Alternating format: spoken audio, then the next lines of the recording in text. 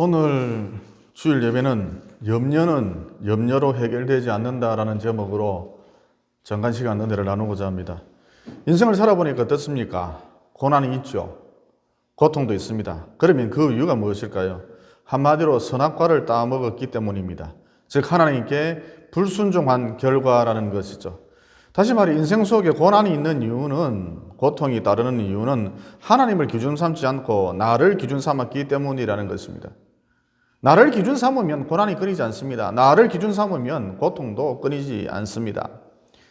이어 불교에서 인생을 무엇이라 그러느냐? 고해다 그랬습니다. 고난의 바다다 그랬거든요. 그래서 대부분의 사람들은 삶 속에 고통, 고난이 있으니까 삶과 고난이 늘 붙어서 함께 가니까 걱정하면서 염려하면서 살아간다는 것입니다. 이런 여자 청년이 있었습니다. 고등학교를 졸업한 뒤에 재수를 했는데 어느 학원을 다녀야 할지 늘 염려하더라는 것이죠. 그래서 제가 아무 학원이나 가라. 그 학원이 그 학원이다. 학원은 다 비슷비슷하다. 하지만 어느 학원을 가야 할지 한 서너 달을 고민하더라는 것이죠. 이어 서너 달을 고민한 끝에 학원을 선택해서 다녔는데 그곳에서 어떤 남학생하고 눈이 맞았던가 봐요. 그래서 저한테 전화가 오기를, 목사님 정말 멋있는 남자를 만났습니다. 꽃미남을 만났습니다. 나이스한 남자를 만났습니다. 놓치기가 너무너무 아깝습니다. 놓치기에는 너무너무 아깝습니다. 꼭 붙잡아야겠습니다. 그런데 하나님의 계획을 알 수 없으니까 제가 어떻게 해야 할지 고민입니다. 그래서 제가 그 남자를 잡아라 그랬죠. 그러면 제가 남의 인생을 책임질 수도 없으면서, 그 여자 청년의 인생을 책임질 수도 없으면서 그 남자를 잡아라, 왜 이렇게 말을 쉽게 했느냐? 여러분, 지금 이 여자 청년이 재수를 하고 있잖아요. 그러면 공부에 집중을 해야지. 벌써 남자랑 눈이 맞았다는 것은 상태가 안 좋다는 것을 의미하잖아요. 그래서 제 생각에 이 여자 청년이 그 남자를 못 잡을 줄 알고 그 남자를 잡아라 그랬던 것이죠. 이어 아니나 다를까 헤어졌더라고요. 이어 재수 끝에 고만고만한 대학에 들어갔는데 이 남자와 사귀어야 할지 저 남자와 사귀어야 할지 그 남자와 사귀어야 할지 맨날 염려하더라는 것이죠. 대학생활 내내 염려 고민하더라는 것입니다. 그리고 대학을 졸업할 때쯤 한 과목을 펑크내는 바람에, 학점이 모자랐던가 봐요. 한 과목을 펑크내는 바람에 졸업을 앞두고 또 크게 염려하더라는 것입니다. 여러분, 대개 교수님들은 졸업생들에게는 다시 재수강하라, 6개월 더 다녀라 그러지 않고 리포트를 제출하는 것으로 펑크난 학점을 인정해 주거든요. 졸업할 때 같이 졸업하라는 것이죠. 그런데 그 과목 교수님은 엄격하셨던가 봐요. 그래서 저한테 이 여자 청년이 부탁하기를, 목사님, 교수님의 마음이 바뀌도록, 교수님의 마음이 변화되도록 기도 좀 해 주십시오. 여러분, 이 여자 청년이 나이가 들어감에도 불구하고 여전히 상태가 안 좋지요. 그러니까 교수님 마음이 변하도록 기도를 요청하면 안 되고 자기 태도가 변화되어야 한다는 것입니다. 이어 우여곡절 끝에 대학을 간신히 졸업한 다음 취업을 했는데 두어 달 간격으로 자꾸 회사를 바꾸더라는 것입니다. 옮겨 다니더라는 것이죠. 그러니까 회사에 다니면서도, 지금 그 회사에 다니면서도 어느 회사를 다녀야 할지 계속 고민했던 것이죠. 이어 그러던 중에 한 회사를 정하고 꽤 다녔거든요. 그리고 남자를 만나서 결혼했답니다. 그런데 이번에는 임신이 잘 안 되는 거예요. 그래서 이 문제를 가지고 늘 고민하더라는 것입니다. 그러던 와중에 시험관 시술로, 과학의 힘을 빌린 것이죠. 시험관 시술로 겨우 임신에 성공했답니다. 하지만 임신한 내내 건강하지 못한 아이가 태어나면 어쩌나, 장애인 아이가 태어나면 어쩌나 그러면서 또 염려하더라는 것이죠. 이어 첫 딸이 무사히 태어났는데 둘째는 아들이었으면 좋겠다 그러면서 또 고민하고 염려하더라는 것입니다. 그 다음 세월이 유수처럼 흘러서 딸아이가 유치원에 들어가야 하는데 이번에는 명문 유치원에 입학시켜야 한다면서, 그 사립 유치원에 입학시켜야 한다면서 또 고민하더라는 것이죠. 그러니까 재수 시절부터 아줌마가 될 때까지 한 사람의 일생을 들여다봤는데 염려하려고 마음을 먹으니까 그 염려가 끝이 없더라는 것입니다. 그래도 이 여자 청년은 좀 나은 편에 속합니다. 지금껏 제가 목회를 하면서 보니까 많은 사람들이 되지도 않는 일을 가지고 밤낮 염려하면서 살아가고 있더라는 것이죠. 하지만 여러분, 염려한다고 염려의 문제가 해결되지 않는다는 것입니다. 이것은 우리가 인생을 살아가면서 경험적으로 잘 알고 있지요. 그러면 염려한다. 이 염려 문제를 해결하려면 어떻게 하면 될까요? 하나님을 믿는 믿음. 이 믿음으로 나아갈 때만이 염려와의 싸움에서 승리할 수 있다는 것이죠. 그러니까 햇볕이 내리쬐고 바람이 불면 잔뜩 낀 안개가 사라지듯이 믿음의 바람이 불고 믿음의 햇빛이 내리쬐면 염려가 힘을 못 쓴다. 염려가 안개 그치듯이 서서히 그친다는 것입니다. 그리고 여러분, 인생이란 정말이지 쏜 화살처럼 참 짧더라는 것이죠. 즉 대개 사고 없이 건강하게 산다고 가정했을 경우 겨우 70년, 80년 정도밖에 살지 못하더라는 것입니다. 그래서 인생이란 금보다도 귀하다. 너무너무 귀하다. 돈을 주고도 살 수 없는 것이 인생이다. 그런데 문제는 마귀란 놈이 우리로 하여금 인생을 낭비하도록 끊임없이 분탕질을 한다는 것이죠. 마귀가 가만히 안 있어요. 계속해서 분탕질을 한다는 것입니다. 대표적으로 어떻게 분탕질을 하느냐? 우리로 하여금 자꾸 후회하도록 만든다는 것입니다. 예를 들어서 밤낮 이렇게 했으면 좋았을 걸, 저렇게 했으면 좋았을 걸, 그렇게 했으면 좋았을 걸, 이런 식으로 거리게 만든다는 것이죠. 후회하도록 자꾸 만들어요. 자꾸 후회가 되시는 분이 있습니까? 마귀의 계략에 속아서 넘어간 것입니다.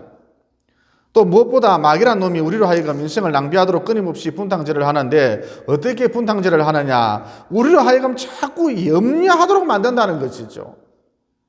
여러분, 인생이라고 하는 것은 충전된 건전지와 같거든요. 즉 인생의 정의, 인생이 뭔데? 인생이란 도대체 무엇이냐? 충전된 건전지라는 것입니다. 그런데 자꾸 염려하면, 마귀의 술수에 걸려들어서 자꾸 염려하면 그만 인생 충전지가 방전돼 버린다는 것이죠. 그래서 어떤 결과가 나타나느냐? 삶의 의욕도 잃어버리고, 사명을 감당하고자 하는 의욕도 잃어버리고, 이런 의욕도 잃어버리고, 저런 의욕도 잃어버리고, 사람이 무기력증에 빠진다는 것입니다. 그러니까 자꾸 염려가 된다. 나는 염려 스타일이다. 그러면 이게 마귀의 공격인 줄 알고 가만히 있으면 안 되고 오직 믿음으로, 즉 하나님 언제나 나를 사랑하고 계신다. 내가 확신하노니 사망이나 생명이나 천사들이나 권세자들이나 현재일이나 장래일이나 능력이나 높음이나 깊음이나 다른 어떤 피조물이라도 우리를 우리 주 그리스도 예수 안에 있는 하나님의 사랑에서 끊을 수 없느니라. 이와 같이 하나님 언제나 나를 사랑하고 계신다. 그 무엇도 하나님이 나를 사랑하고 계신데 그 무엇도 그것을 끊을 수가 없다. 하나님 나를 사랑하고 계신다. 또 너희는 마음에 근심하지 말라. 하나님을 믿으니 또 나를 믿으라. 내 아버지 집에 거할 것이 많도다. 그러므로 죽음도 두렵지가 않다. 또 우리가 알거니와 하나님을 사랑하는 자 곧 그의 뜻대로 부르심을 입은 자들에게는 모든 것이 합력하여 선을 이루느니라. 그러므로 내 인생 결국은 하나님의 꽃이 된다. 하나님의 작품이 된다. 또 너희가 악한 자라도 좋은 것으로 자식에게 줄 알거든 하물며 하늘에 계신 너희 아버지께서 구하는 자들에게 좋은 것으로 주시지 않겠느냐. 그러므로 기도하고 나아가면 반드시 승리한다. 기도하고 나아가면 내 인생 마지막이 아름다워진다. 좋게 된다. 이렇게 오직 무엇으로? 오직 믿음으로 자꾸 염려를 물리쳐야 한다는 것입니다. 여러분, 집안이 더러워지면 쓰레기가 잔뜩 쌓이면 어떻게 합니까? 청소를 하잖아요.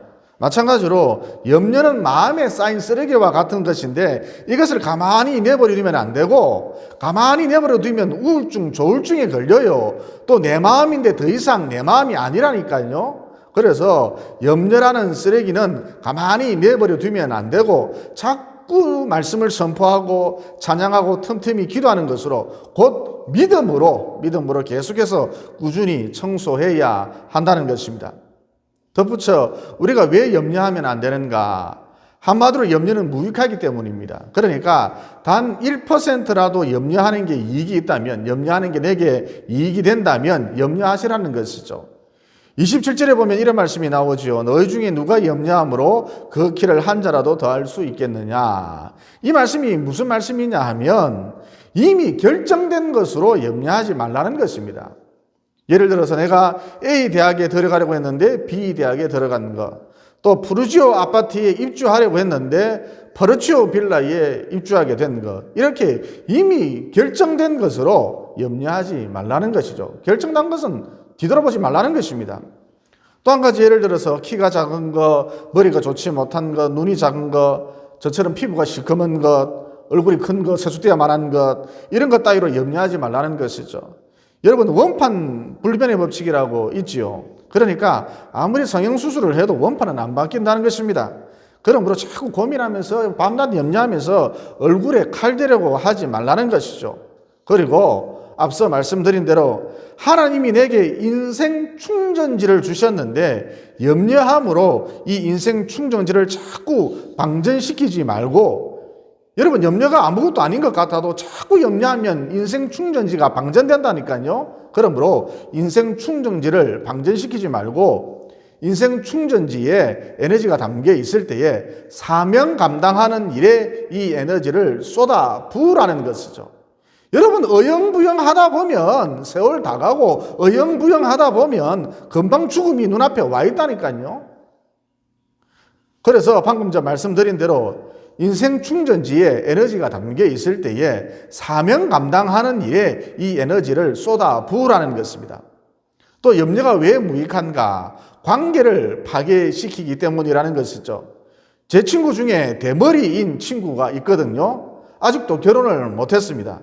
그런데 꼭 한 친구가 대머리인 이 친구를 만날 때마다 너는 대머리만 아니었다면, 뻐끄쟁이만 아니었다면, 대머리를 경상도 말로 뻐끄쟁이라 그러죠. 너는 뻐끄쟁이만 아니었다면 잘생긴 얼굴인데 벌써 결혼을 했을 텐데, 그러면서 염려해 주더라는 것입니다.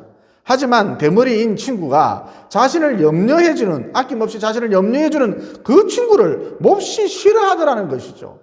만나지 않으려고 해요. 그러니까 희망을 주는 말을 해야지, 긍정적인 말을 해야지, 믿음의 말을 해야지, 인간관계에 있어서 자꾸 염려하는 말을 하면 지나친 염려는 인간관계를 파괴시킨다는 것입니다. 여러분, 사람을 만나서 고민을 털어보세요. 고민을 드러내보세요. 처음에는 들어주지만 이내 나만 쳐다봐도 질겁을 하고 나를 멀리하고 나를 떠난다는 것입니다. 염려는 모든 인간관계를 파괴시켜버립니다.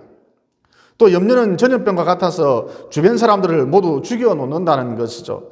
예를 들어서 민수기 13장에 보면 가나안 땅을 둘러보고 온 10명의 정탐꾼들이 그 땅을 차지한다는 것은 애초부터 불가능한 일이었다. 그들에 비하면, 가나안 족속들에 비하면 우리는 꼭 벌성사나운 볼품없는 메뚜기 같더라 그러면서 염려하지 않았습니까? 그러자 이 소리를 들은 이스라엘 백성들이 모세와 하나님을 향하여 원망했었죠. 여러분, 염려를 계속하면 그 마지막에 나오는 게 원망이거든요. 그래서 이스라엘 백성들이 모세와 하나님을 향하여 원망했었다는 것입니다. 여러분, 자꾸 염려해보세요. 자꾸 염려하면 나중에 어떻게 되느냐? 신랑을 원망합니다. 아내를 원망합니다. 자식을 원망합니다. 목사를 원망합니다. 다 원망한다니까요. 그래서 이스라엘 백성들이 염려의 소리를 듣고 모세와 하나님을 향하여서 원망했었다는 것입니다.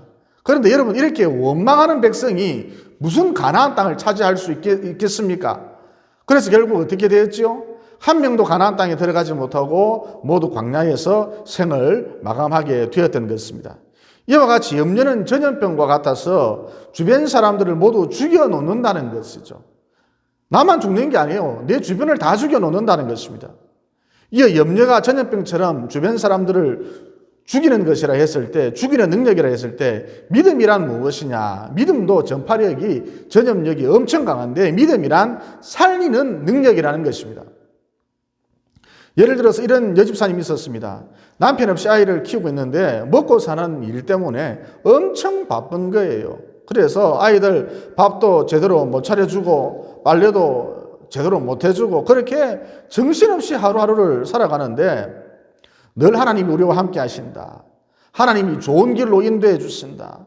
이 어려움으로 말미암아서, 아빠가 없이 자란다라는 이 어려움으로 말미암아서 우리가 깊어진다, 넓어진다, 성장한다 그러면서 애들을 앉혀놓고 입버릇처럼 이런 말씀을 하시고 하나님을 믿는 믿음으로 사시더라는 것이죠.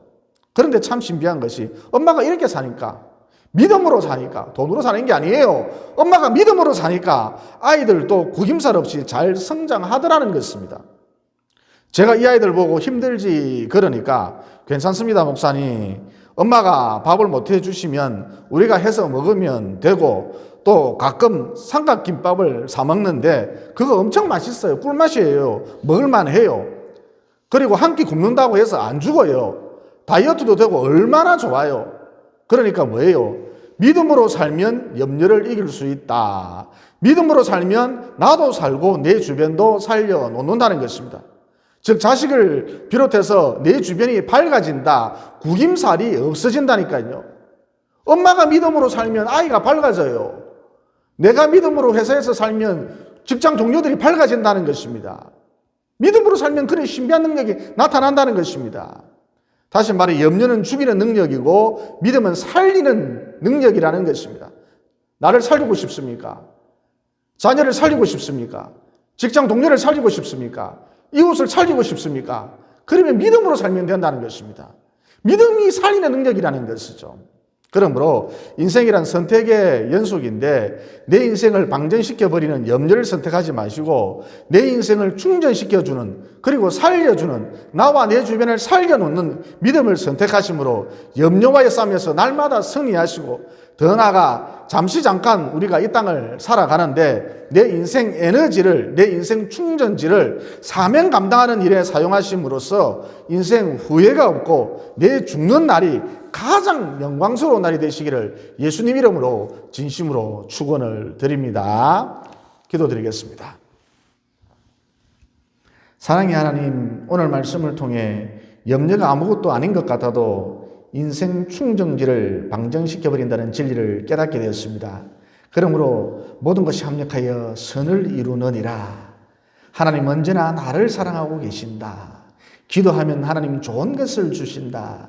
여호와는 나의 목자시니 내게 부족함이 없으리로다. 이렇게 날마다 믿음으로 인생 충전지를 보충시켜 나가고, 더 나아가 인생 충전지에 담긴 에너지를 사명 감당하는 일에 쏟아부음으로써 후회 없는 인생을 살아갈 수 있도록 도와주시옵소서. 내 죽음의 순간이 가장 영광스러운 순간이 될 수 있도록 도와주시옵소서. 너희 길을 여호와께 맡기라. 저를 의지하면 저가 이루신다고 이미 약속해 주신 예수님 이름으로 기도드리옵나이다. 아멘.